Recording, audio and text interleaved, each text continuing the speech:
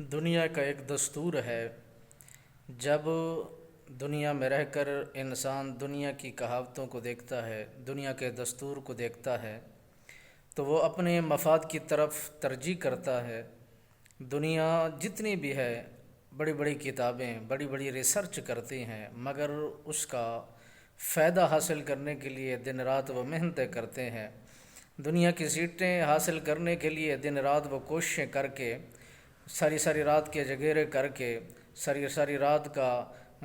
وہ ساری ساری رات کو جاگ جاگ کر وہ بڑی بڑی کتابیں پڑھ کے مطالعے کر کر کے وہ اس نتیجے پر پہنچتے ہیں کہ ہمیں کوئی نہ کوئی نوکری حاصل ہوگی، کسی نہ کسی پوسٹ پر ہم منتقل ہو جائیں گے، پہنچ جائیں گے، وہاں ہمارا گزر اوقات ہوگا، اسی کے تحت ہمیں رزق ملے گا۔ مگر یہ دنیا کی لالچ کی خاطر سب کچھ ہوتا ہے، سب ہی کچھ حاصل کرنے کے لیے دن رات مشقت و محنت کرنی پڑتی ہے۔ کاش کہ یہی چیزیں اگر دنیا کی خاطر جو انسان سمجھنے کے بعد یہ سب کچھ کرتا ہے اور یہ کبھی نہیں سوچتا کہ قرآن کی تلاوت کی جائے گی تو جنت ملے گی، اور نماز پڑھی جائے گی تو جنت ملے گی، روزہ رکھا جائے گا تو رب رحمان راضی ہو جائے گا، جنت حاصل ہوگی۔ دنیا کے مفادات کی خاطر دنیا کی تعلیم کو حاصل کرنے کے لیے دن رات محنتیں کرتے ہیں، مشقت کرتے ہیں، اور جنت کی خاطر ہم اتنا لاپرواہ ہیں،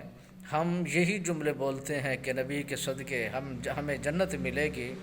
اور نبی کے صدقے ہمیں جنت کے میوجات ملیں گے۔ کبھی ہم نے یہ نہیں جملوں کو بہترین خوبصورت بنایا کہ نبی کے صدقے جو رزق